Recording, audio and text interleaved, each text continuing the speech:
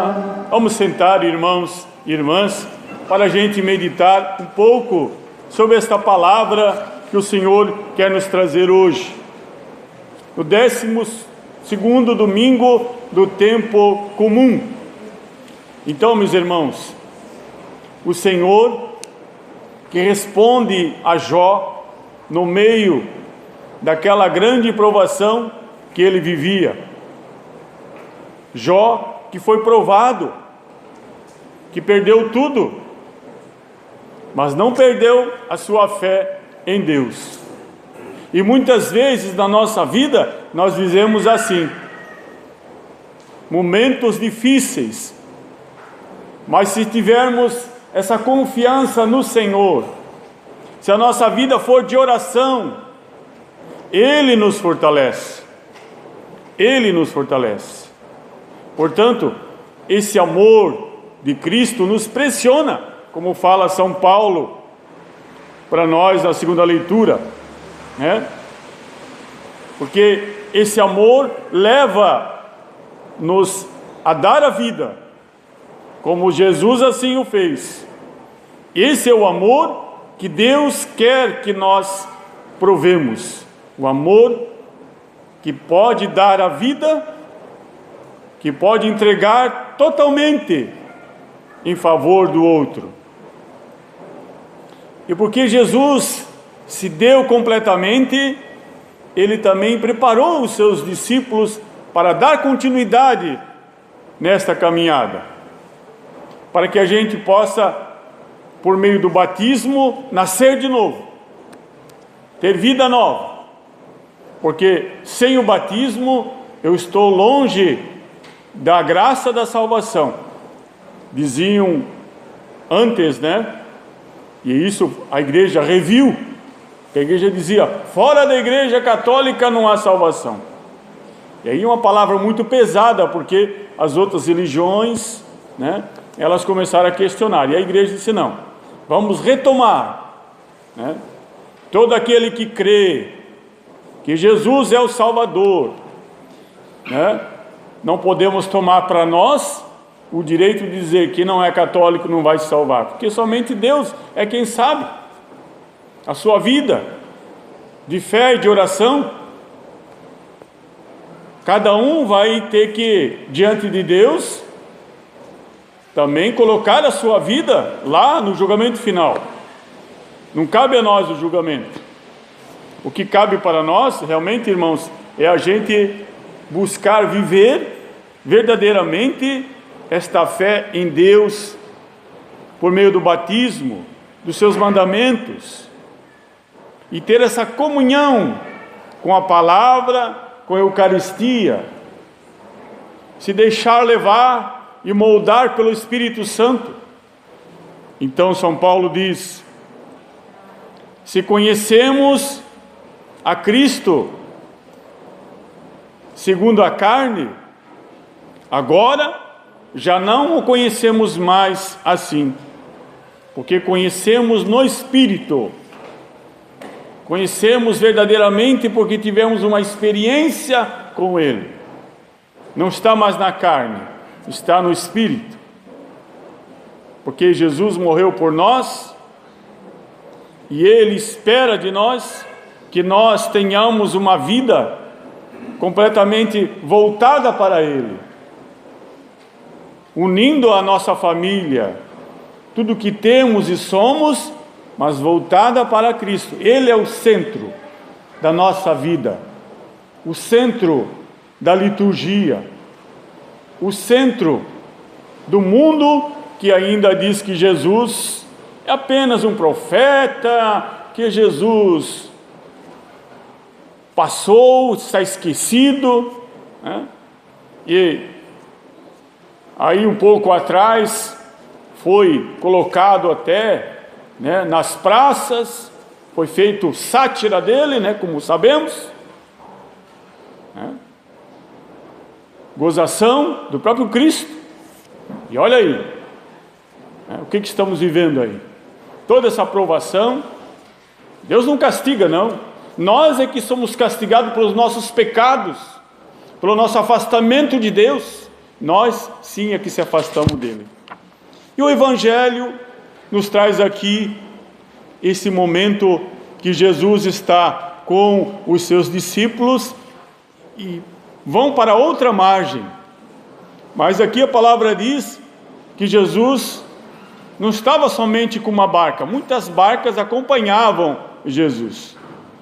E Jesus entrou na barca, era um barco grande, porque ali estavam os 12 apóstolos, né? Imagine, era um barco grande. E Jesus, lá no final do barco, né? Na popa, é a proa aqui à frente, é a popa atrás, ficou deitado ali, cansado, imagine, o dia inteiro, pregando para aquela multidão, curando doentes, ressuscitando, enfim, estava cansado, a sua humanidade, né? Jesus é humano, dormiu. Então imagina-se que a travessia era longa, né? Vamos pensar que aqui, eu sou de Vila da Glória, de barco hoje, né, com motor de 15, é 10 minutos, até menos, né, Marcelo? Mas antes, era remo, a vela. Então, quantas vezes eu atravessei a remo aqui, quando era pescador, né? Vinha para a cidade.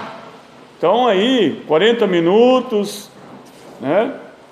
Dependendo o vento e a maré, a gente pode demorar até 1 hora de tempo, porque a gente começa a remar e o mar começa a jogar a gente para o lado. Ele tem que remar contra vento e contra a maré.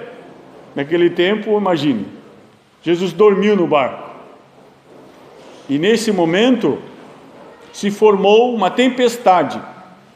Quem está no mar, de repente, está tudo bonito. Daqui a pouco, fecha tudo, venta rápido, e quando a gente vê, já tem o vento formado, já vem aquela nuvem escura. Gente, é muito rápido. Não dá tempo de nada. E claro, aquela ventania, e olha, que ali no barco tinha Pedro, Tiago, João, que eram pescadores, estavam acostumados a pescar, mas grande foi a tempestade que eles tiveram que acordar Jesus: Senhor, vamos afundar. Começou a entrar água no barco, né? E eles não conseguiam mais governar o barco, e viam que eles iam realmente perecer. Jesus acordou, olhou aquela tempestade, levantou as mãos e disse para a natureza: silêncio, cala-te. Ali é o Deus Filho, ali é Deus presente, e a natureza acalmou. Um grande silêncio. Mas assim no mar também, vocês sabem que assim como tem a tempestade, de um momento para outro acalma tudo, o mar fica liso novamente. Isso já me ocorreu, já me aconteceu, de estar pescando, vinha aquela ventania, aquele vento, aquela chuva, daqui a pouco passa, fica calmo de novo, e Jesus olha para eles: cadê a fé de vocês? Foram provados por um pouquinho, já se desesperaram. Essa palavra é para nós. Quantas vezes a gente se desespera por tão pouco, né? Começa a viver a provação: ah, meu Pai amado, por que isso? Eu participo da igreja, eu estou lá todo sábado, eu agradeço, eu faço a minha parte, eu dou o meu dízimo, e por que isso comigo, Senhor? Por que essa provação? Tenha fé, não se afaste de Deus. A gente, na primeira provação, a gente se afasta da igreja, se afasta de Deus, dos irmãos. A nossa fé é muito pequena. A gente se deixa levar pelo mundo, pelas ocasiões que nos levam para o caminho largo, e a gente desanima fácil. Meus irmãos, Jesus tem que estar no leme do barco da nossa vida. Se Ele estiver no leme, Ele guia, Ele nos conduz. Mesmo que a gente esteja que nem os apóstolos: Senhor, vai afundar o barco. E aí agora? Começou a entrar água, né? E quando começa a entrar água, o que a gente faz? Já pega a cuia e já começa a degotar, né? E tira, e vai tirando. Parece que quanto mais tira, mais a água entra. Se a gente deixar Jesus guiar a nossa vida, se Ele estiver no leme, na condução da nossa vida, nós sofreremos sim, passaremos pela provação, passaremos pela purificação. Não somos melhores que ninguém, mas nós temos em nós o próprio Cristo que nos conduz. Ele nos guia. Agora, se eu digo para mim, não, mas eu posso, eu vou vencer isso. Se eu começo a colocar o eu, infelizmente eu vou perecer. Quando a gente sai de casa, eu vou para Joinville, entra no carro, liga o carro e sai. A gente não lembra de fazer uma oração, dizer, Senhor, vai comigo, vamos orar, vamos pedir ao Senhor que me acompanhe, Ele dirige este carro, Ele proteja contra os acidentes, contra uma falha mecânica. Será que fazemos isso? Olhando para nós, né? Aí a gente vai pegar o ônibus, vai para São Paulo, está lá o motorista, um ser humano, a gente confia nele, que a gente vai chegar lá. Mas pode acontecer um acidente no caminho, e às vezes a gente não ora. Senhor, é de tua vontade que a gente vá para essa viagem? Se não for, Senhor, dá um sinal para que a gente não vá. Convidar Jesus, isso nós falávamos lá no programa quinta-feira com o João Sérgio, lá na Divina Misericórdia, né? O João Sérgio dizia, convidar Jesus para entrar no nosso barco. Convidar, Jesus, entra no barco da minha vida, vamos comigo, Senhor, vai comigo, não quero ir sozinho, vai ao meu lado, Senhor, me conduz, me dá sabedoria, Senhor, para resolver aquela situação lá de casa, com os meus filhos, com a minha esposa, com o meu esposo, esteja comigo, Senhor, lá no meu trabalho, me ajuda, Senhor, a tomar a direção, a falar para aquele irmão, para aquela irmã que está afastado de Ti, que quando falo de igreja ele só fala mal, critica. Começar a rezar pelos outros, pedir a Jesus essa graça. Então aqui o Evangelho está dizendo, o vento cessou e houve uma grande calmaria, porque eu confiei no Senhor até o fim, eu confiei nele, eu não desanimei na minha fé. Pais, vocês que trazem os filhos para a catequese, estão sendo anunciados, evangelizados para buscar Jesus como centro da sua vida. Vocês têm que cumprir a missão de vocês. Não só trazer os seus filhos, mas virem juntos. Convidar Jesus para fazer parte da vida de vocês. Para que quando vier a provação, eu suporte com fé. Eu não esmoreça. Eu não venha perder a minha fé. Porque muitos perderam a sua fé. Se afastaram da igreja. Não da igreja, se afastaram de Deus. Deus não se afasta de nós. Nós que se afastamos de Deus. E no momento da provação que a gente vê, quando a gente tem essa fé em Deus, parece que a gente recebe uma força tão grande, irmãos, uma força que vem de dentro, que a gente suporta, a gente crê, e mesmo que aquela pessoa que nós amamos venha perder a vida, nós temos a esperança de que ela ganhou a vida eterna. Então, hoje Jesus está dizendo para nós,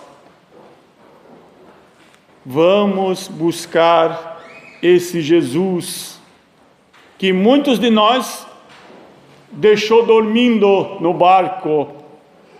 Jesus está dormindo no barco da nossa vida. Não acordou. Está dormindo. Deixamos dormir, porque a gente deixou de buscar o Senhor. Deixou de vir e agradecer a Ele por uma semana que vivemos, pelo nosso trabalho, pela nossa família. de agradecer a Ele também, porque nós estamos doentes, nós estamos fracos, abatidos, mas o Senhor está ali conosco, Ele não nos abandona. Acorde Jesus que está no barco, Ele está ali, dizendo: acorda-me, para que eu possa levantar as mãos e acalmar a tua tempestade, você que está vivendo a tempestade. Jesus está aí, vamos acordá-lo dentro de nós. Vamos ter mais vida de oração, irmãos, com a nossa família. Todos os dias nós se reunimos em casa para rezar o terço. Digo, para minha esposa está aqui, eu posso falar a vocês e testemunhar isso. Rezar e pedir a graça de Deus: Senhor, obrigado pelo dia de hoje, amanhã está nas tuas mãos. Acorda, Jesus, para acalmar a nossa tempestade, que não estejamos sozinhos. Jesus é o capitão, Ele é que comanda a nossa vida, é Ele que deu a vida por nós na cruz, é Ele que está de braços abertos, esperando que a gente diga: Jesus, vem em meu auxílio, não me abandone, Senhor, não me deixe só, eu preciso de Ti, e vou ser fiel à Tua palavra, vou rezar mais em casa, vou mais à igreja agradecer, vou me colocar à disposição dessa igreja. Que o Senhor conceda essa graça a cada um de nós. Louvado seja o nosso Senhor Jesus Cristo.